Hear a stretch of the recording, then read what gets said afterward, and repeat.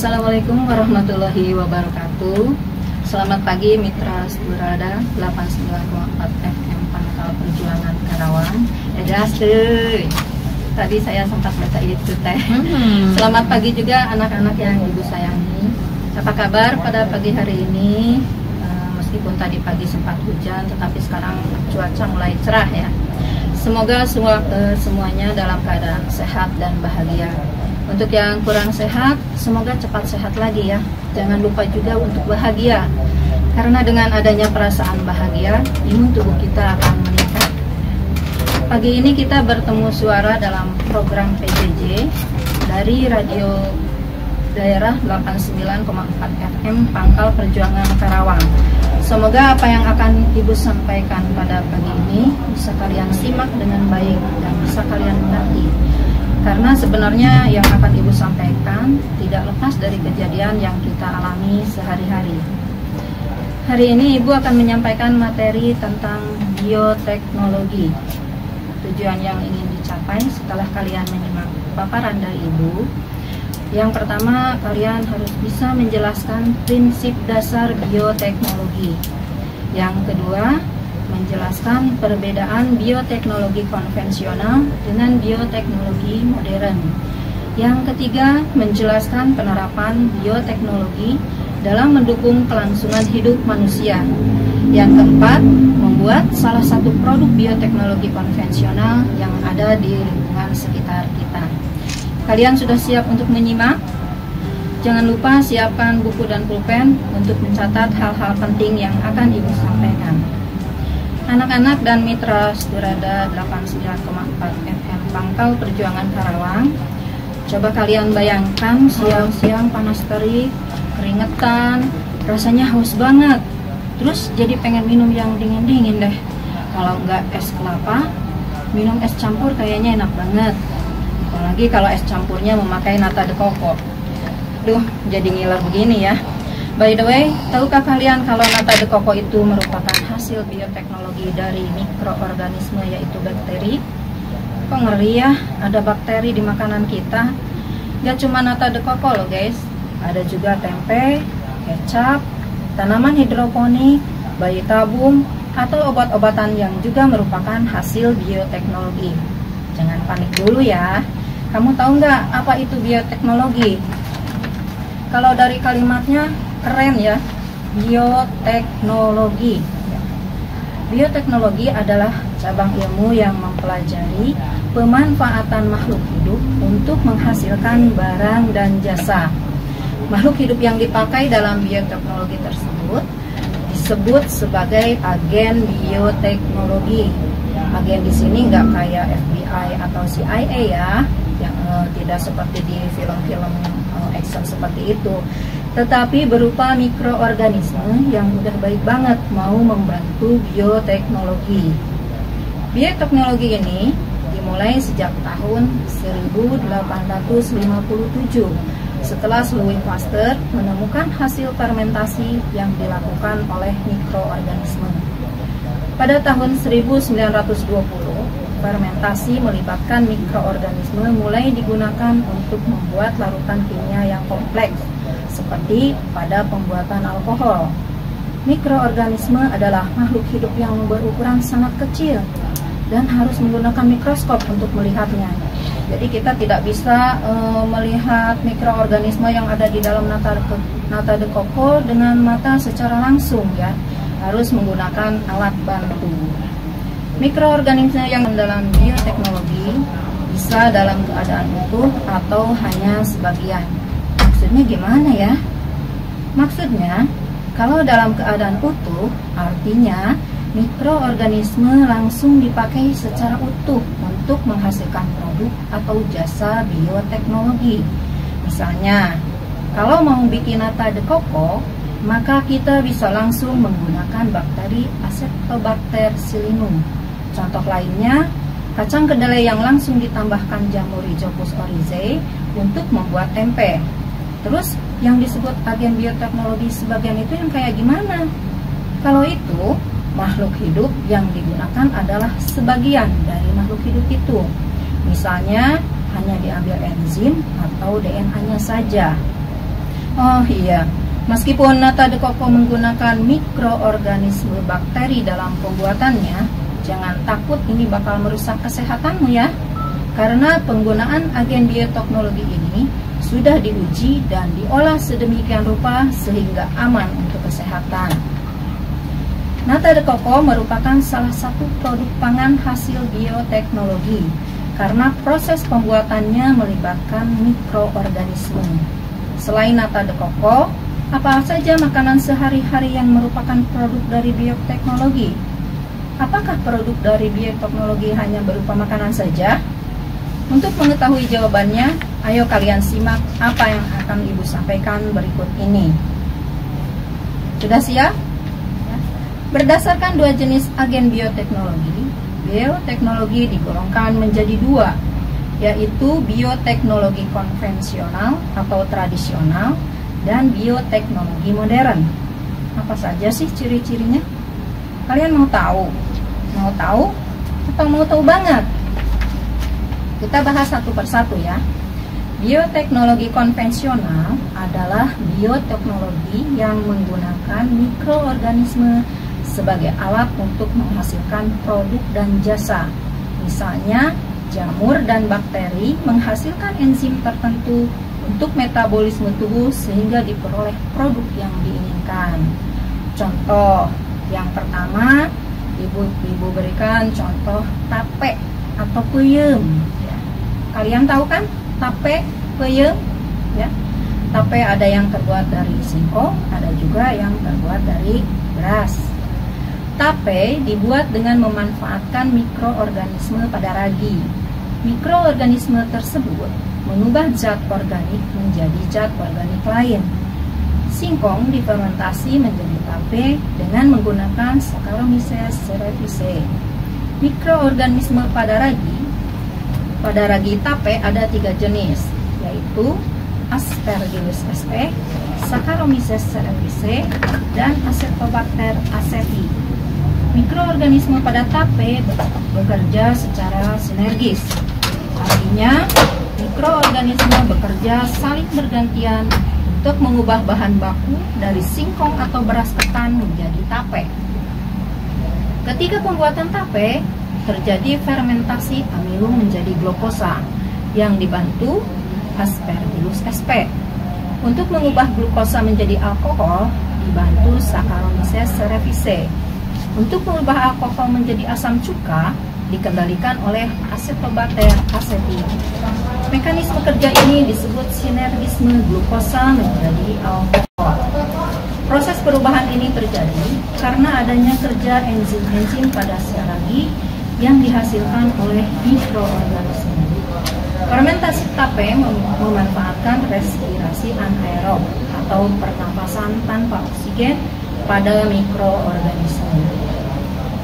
Contoh lain bioteknologi pangan konvensional yaitu yogurt, keju, tempe, kecap, roti, dan minuman beralkohol.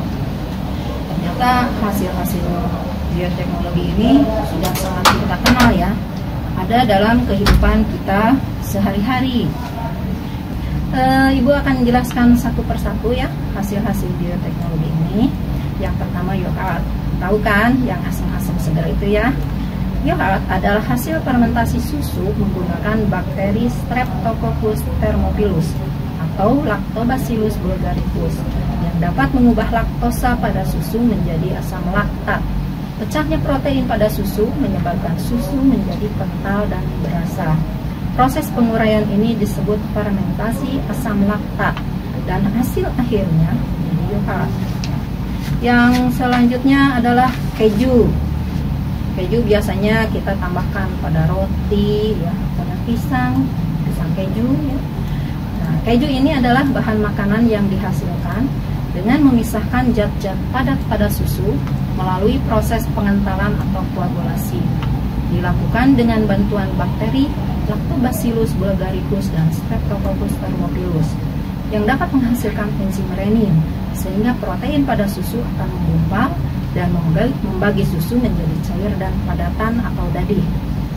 Kemudian enzim renin mengubah gula laktosa di dalam susu menjadi asam dan protein yang ada pada daging. Jadi diproses lebih lanjut melalui proses pematangan dan pengemasan sehingga terbentuk olahan makanan yang disebut keju. Nah, yang selanjutnya nih, tempe. Tempe ini boga lalakon ya dalam makanan kita sehari-hari. Biasanya di rumah-rumah ibu-ibu selalu siap dengan tempe, terutama di rumah ibu ya. Sarapan setiap pagi yang paling praktis adalah goreng tempe ya. Nah, tempe ini adalah makanan tradisional khas Indonesia hasil fermentasi. Fermentasi yang dilakukan dengan menumbuhkan jamur Rhizopus oryzae dan Rhizopus oligosporus pada biji kedelai. Pada proses pertumbuhan, jamur menghasilkan benang-benang yang disebut hifa. Hifa mengakibatkan biji kedelai saling terikat dan membentuk struktur yang kompak. Saat pertumbuhan jamur membuat suatu enzim protase yang dapat menguraikan protein kompleks pada kedelai menjadi asam amino yang lebih mudah dicerna oleh tubuh manusia. Tempe ini adalah makanan yang tinggi protein. Apalagi di zaman pandemi seperti sekarang ini, kita harus mengkonsumsi banyak makanan yang mengandung protein. Ini tempe ini sudah terkenal ke luar negeri ya. Di Jepang juga tempe itu merupakan makanan favorit. Selanjutnya kecap. Kecap biasanya kita tambahkan pada mie, pada nasi goreng, cilok juga kita pakai kecap ya. Kecap adalah produk hasil bioteknologi yang terbuat dari kacang kedelai. Kedelai difermentasi menggunakan jamur Aspergillus venti. Kemudian kedelai hasil fermentasi dikeringkan dan direndam dalam larutan garam. Pembuatan kecap dilakukan melalui proses perendaman kedelai dengan larutan garam, sehingga pembuatan kecap dinamakan fermentasi garam. Jamur Aspergillus venti merombak protein menjadi asam-asam amino, komponen rasa, asam, dan aroma yang khas. Kemudian roti. Dari tadi kita bicara makanan terus ya. Ini jadi agak lapar nih ibu. Roti ini memanfaatkan fermentasi yang dibantu aliyes atau khamir, yaitu Saccharomyces cerevisiae. Yes merupakan jamur yang ditambah pada adonan tepung dan menimbulkan proses fermentasi yang menghasilkan gas CO2 dan alkohol. CO2 berperan dalam mengembangkan roti. Alkohol menghasilkan aroma dan memberi rasa pada roti. Adonan tampak lebih mengembang dan membesar saat dimasukkan ke oven, karena gas akan mengembang pada suhu yang tinggi. Kalau kalian pernah melihat proses pembuatan roti, adonannya itu tadinya kecil-kecil ya. Kecil-kecil, kemudian didiamkan, ditutup, nanti akan mengembang dan akan bertambah mengembang lagi ketika dimasukkan ke dalam oven. Kemudian di sini ada juga minuman beralkohol. Pembuatan minuman beralkohol menggunakan fermentasi dengan bantuan jamur Aspergillus oryzae. Jamur ini menghasilkan enzim amilase yang dapat menguraikan amilum menjadi glukosa atau gula. Selanjutnya, gula difermentasikan menjadi alkohol dan karbon dioksida. Kemudian hal itu akan menghasilkan minuman beralkohol dengan cita rasa tertentu sesuai dengan bahan baku yang digunakan. Semakin lama proses fermentasi, semakin tinggi kandungan alkoholnya. Contoh minuman beralkohol adalah wine atau anggur. Minuman anggur dibuat dari buah anggur dengan Saccharomyces cerevisiae melalui proses fermentasi. Namun, alkohol akan merusak kesehatan ya. Pemerintah memberi batasan dalam mengkonsumsi alkohol melalui BPOM, Badan Pengawas Obat dan Makanan, dengan memberikan rekomendasi batasan alkohol pada makanan dan minuman sebanyak-banyaknya 5%. Jika lebih dari itu, BPOM menyatakan makanan dan minuman tersebut berbahaya untuk kesehatan. Itulah contoh-contoh dari produk bioteknologi konvensional. Masih bisa mendengar suara ibu? Atau merasa dinina bobokan? Selanjutnya kita bahas tentang bioteknologi modern ya. Bioteknologi modern dalam produksi pangan dilakukan dengan menerapkan teknik rekayasa genetik. Rekayasa genetik adalah kegiatan memanipulasi gen untuk mendapatkan produk baru dengan cara membuat DNA baru, yaitu menambah atau menghilangkan gen tertentu. Contoh produk hasil rekayasa genetik adalah membuat organisme transgenik. Melalui rekayasa genetik, para ahli bioteknologi dapat menyusun pola gen sehingga menghasilkan organisme yang sifat-sifatnya sesuai kebutuhan. Teknik ini disebut DNA rekombinan, yaitu proses mengkombinasikan DNA suatu organisme ke organisme lain.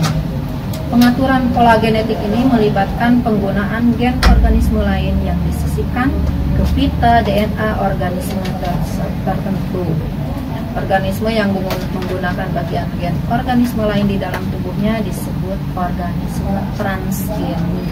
Awas dicatat ya hal-hal yang pentingnya.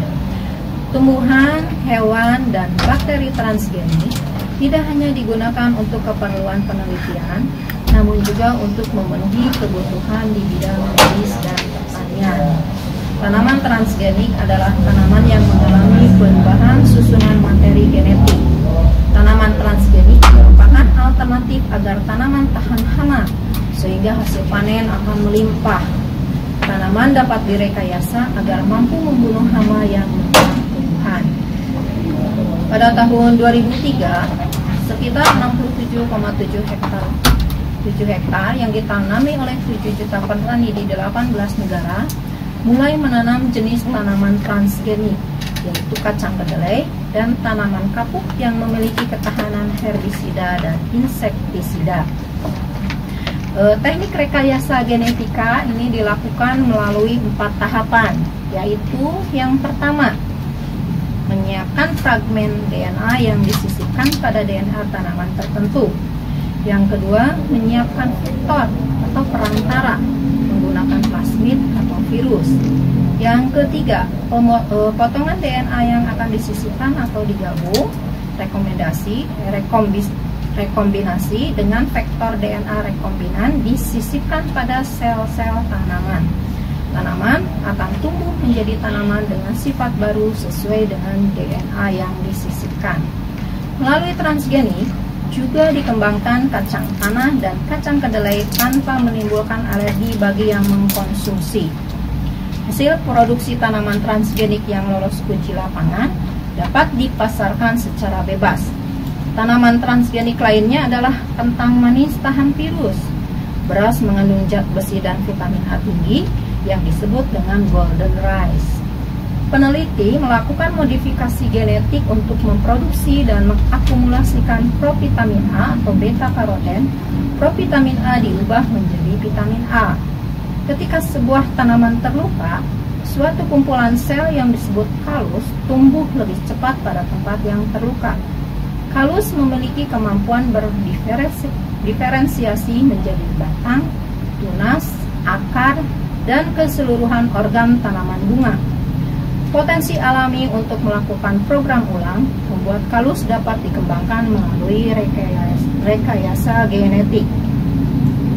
Kalus juga diselimuti oleh selulosa yang tebal pada dinding selnya, sehingga dapat menjadi pembatas atau menghambat DNA baru yang akan masuk.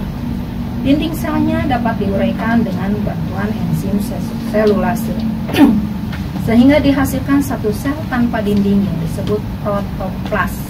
Selanjutnya, Ibu akan membahas tentang bioteknologi hewan. Kalau tadi tumbuhan, sekarang hewan. Hewan transgenik pada awalnya merupakan penelitian ilmuwan untuk menemukan penyakit yang menyerang hewan tertentu dan cara penanggulangannya. Selanjutnya, rekayasa genetik hewan bertujuan menghasilkan hewan ternak yang bisa memproduksi susu dan daging berkualitas, ikan yang cepat besar dan mengandung vitamin tertentu. Industri susu merupakan target untuk peningkatan transgenik. Peneliti menggunakan transgenik untuk meningkatkan produksi susu dengan membuat susu kaya protein, rendah lemak, dan lebih baik untuk dikonsumsi anak manusia. Peneliti melakukan rekayasa genetik pada hewan ternak sehingga mampu mengembangkan hewan ternak yang tahan pada penyakit. Selain itu, sekarang sedang dikembangkan organisme transgenik yang dapat dijadikan sumber pembuatan organ yang dapat digunakan sebagai organ dalam proses transplantasi. Bioteknologi juga digunakan untuk rekayasa reproduksi pada hewan, misalkan proses cloning. Cloning adalah menyalin satu individu menjadi individu lain yang identik atau sama persis secara fisik dan genetik. Cloning merupakan reproduksi aseksual yang bertujuan menghasilkan individu baru yang seragam, sama persis ya. Cloning juga dimanfaatkan untuk memperoleh hewan dan tanaman yang unggul. Cara mengkloning domba misalnya begini. Misalkan kita mau mengkloning domba A. Pertama ambil beberapa sel tubuh dari domba A, kemudian ambil sel telur dari domba B. Sel tubuh domba A diambil inti selnya saja, dan sel telur domba B diambil inti selnya, sehingga tersisa badan sel telurnya. Inti sel domba A disuntikan ke dalam sel telur domba B. Bayangkan ya, kalian bayangkan ada domba A, ada domba B ya.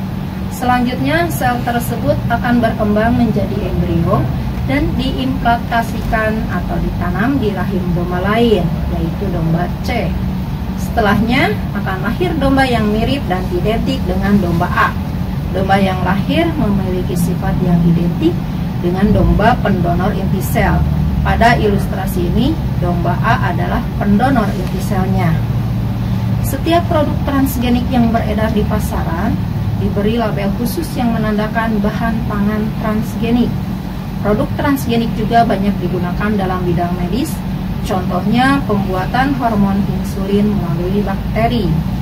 Insulin adalah hormon yang dihasilkan oleh pankreas, berperan penting dalam pencernaan karbohidrat. Insulin digunakan untuk mengobati pasien diabetes mellitus. Selain manfaat-manfaat yang banyak tadi, bioteknologi juga ternyata menimbulkan dampak. Yang pertama, para ilmuwan terus melakukan penelitian bidang bioteknologi yang dapat menghasilkan produk baru sehingga dapat meningkatkan kesejahteraan manusia. Namun, bioteknologi juga menimbulkan kerugian dalam 3 bidang, yaitu bidang lingkungan, kesehatan, sosial, dan ekonomi.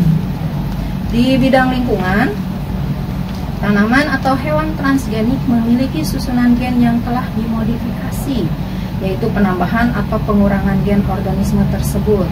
Organisme transgenik ini jika tidak dikelola dengan baik, akan dapat mencemari keanekaragaman gen yang ada di lingkungan alami atau merusak plasma nutfah yang disebut dengan polusi gen. Ya, jadi polusi bukan hanya asap ya, ada juga di sini polusi gen. Misalnya tanaman jagung tahan herbisida.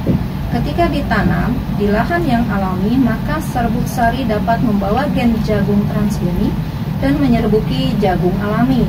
Hal ini membuat gen-gen pada jagung alami terkontaminasi dengan gen-gen dari jagung transgenik. Tanaman transgenik biasanya termasuk tanaman unggul. Hal ini membuat petani cenderung menanam tanaman transgenik atau monokultur dan tidak lagi menanam tanaman lokal. Akibatnya, tanaman lokal menjadi langka dan jumlah plasma nutfah menurun. Selain itu, bisa juga menimbulkan hama baru yang lebih kuat dari hama sebelumnya yang dapat mengganggu ekosistem. Di bidang kesehatan, di dalam organisme transgenik terdapat gen asing yang seharusnya tidak ada, bahkan tidak untuk dikonsumsi oleh manusia. Gen ini dikhawatirkan memicu munculnya penyakit baru atau bahkan kanker. Berdasarkan hasil penelitian, tanaman kedelai transgenik yang mengandung gen kacang Brazil bisa memicu alergi pada orang yang sensitif kacang Brazil. Gen asing tersebut dikhawatirkan dapat memicu bakteri resisten sehingga muncul bakteri yang lebih ganas. Contoh produk bioteknologi misalnya alkohol dapat disalahgunakan untuk dibuat menjadi minuman beralkohol yang apabila dikonsumsi terus-menerus dapat menimbulkan dampak buruk bagi kesehatan. Kemarin sempat rame ya tentang alkohol ini, minuman beralkohol ya. Alhamdulillah akhirnya dibatalkan ya perpresnya. Karena kalau kita lihat, jangankan dilegalkan, ketika tidak legal juga banyak yang pakai ya. Alhamdulillah tidak jadi ya. Kita lanjutkan, yang selanjutnya adalah bidang sosial dan ekonomi. Produk bioteknologi juga berpengaruh terhadap bidang sosial dan ekonomi. Orang yang memiliki modal dapat mengembangkan pertanian transgenik yang dapat meningkatkan hasil panen menjadi berlimpah dengan berkualitas. Ini membuat petani tradisional kalah bersaing dalam pemasaran, sehingga merugikan petani tradisional. Jika terus berlanjut, maka akan menimbulkan kesenjangan perekonomian yang semakin besar.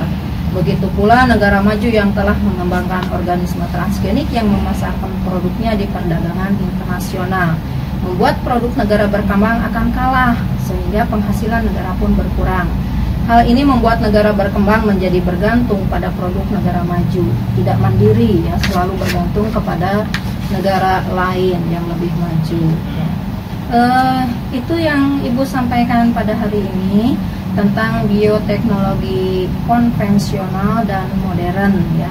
Semoga pada pertemuan PJJ yang pertama ini lewat radio bisa kalian ikuti dengan baik, bisa dimengerti ya. Tapi untuk lebih memahami, kalian bisa mencari dari referensi lain, misalnya dari buku atau dari internet ya. Sumber belajar kita itu banyak, buku, internet, dan juga dari lingkungan sekitar kita ya. Sebagai tugas kali ini, coba kalian cari cara membuat salah satu produk bioteknologi konvensional. Satu saja ya, tidak usah banyak-banyak. Tulis dalam kertas folio, nanti hasilnya dikirim melalui WA atau Google Classroom kelas masing-masing ya. Jadi cari satu cara membuat produk bioteknologi konvensional. Tadi kan Ibu sudah sebutkan beberapa contoh ya. Kalian cari satu saja. Oke, selamat belajar. Stay at home, stay safe, stay clean, stay healthy, and don't forget to be happy. Assalamualaikum warahmatullahi wabarakatuh. Waalaikumsalam warahmatullahi wabarakatuh.